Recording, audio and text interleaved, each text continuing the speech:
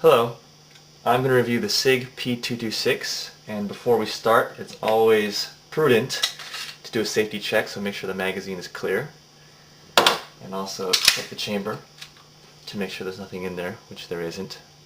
You always want to practice safe handling procedures when you're using a firearm. I don't consider myself a gun nut. I'm not crazy about guns. I don't blow stuff up in my free time like Spike Jonze's character does in Three Kings. I just like guns, and I enjoy our right to own and carry them, and I want to help people make an informed purchase with their hard-earned money. And I do suggest that you use your own hard-earned money to buy one of these.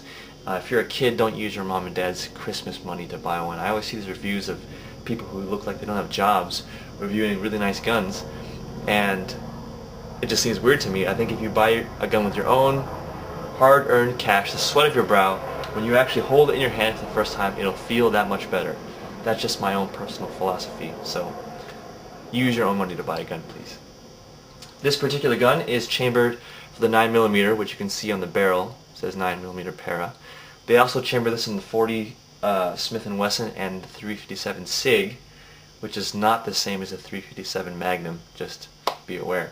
But I got the 9mm because it's cheaper and more practical to shoot. It's more universal, easier to get.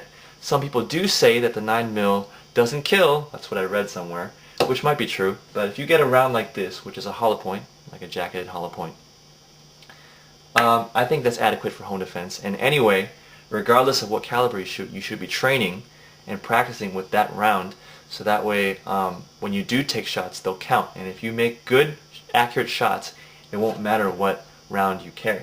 So I would advise training more than I would getting a larger caliber that you don't know how to use and just shooting haphazardly. But anyway, if you get a hollow point, I think it's sufficient to be a home defense weapon. And anyway, I don't really plan on using this to shoot people that much. I got this gun as much to be recreational as I did to be home defensive. So for me, the 9mm was most practical. This is an older version of the 226. It doesn't have a tactical rail. If you get a new one that's a 226R, it'll have a rail here that you can attach a light or a laser sight to. So this one doesn't have that. It is second generation though, because it has the new grips, which are textured instead of having this old checkered grip. And it also has the little embossed name 226 on this side and the SIG Sauer emblem on the other side. So this is second generation. The magazine holds 15 rounds. Unless you live in the great state of California like I do, where it's only going to hold 10 rounds. And when I say great, I mean weak.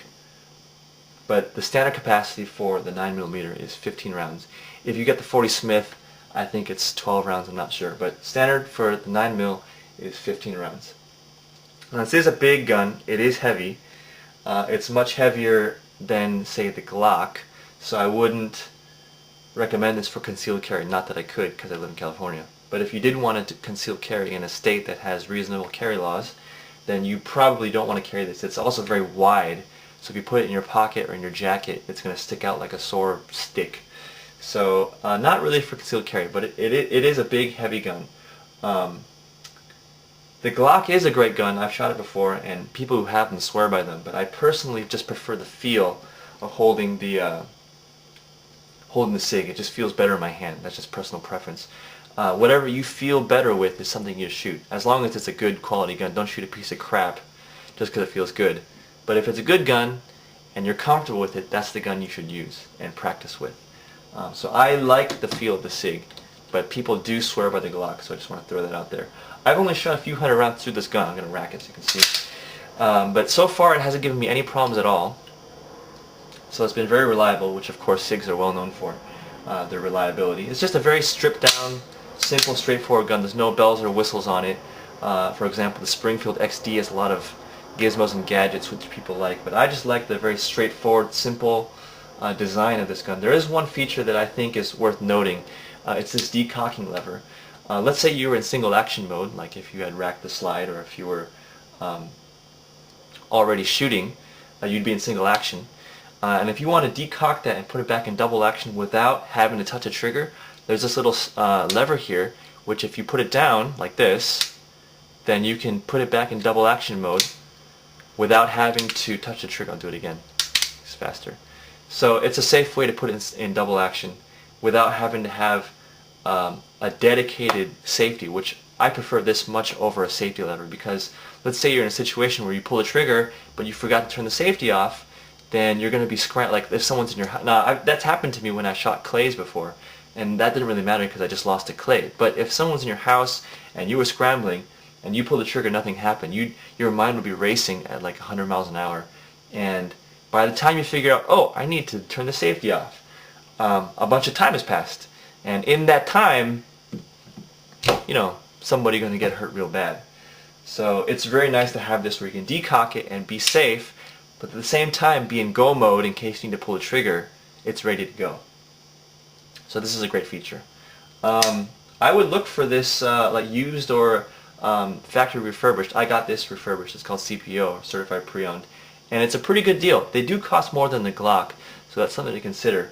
But if you can get a used or pre-owned one, it takes a few $100 off it. And this came like it was brand new because it was factory refurbed. They have the same slide in the frame and barrel, but I think that the springs and the internal stuff that wear out, they replace all of those. So it pretty much was like a new gun.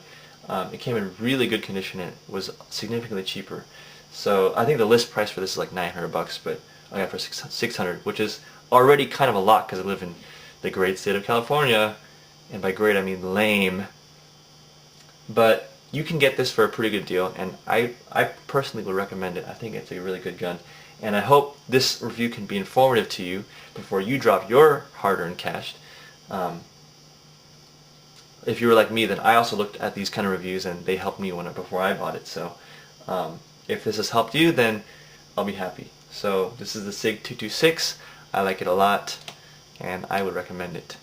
Okay, thanks.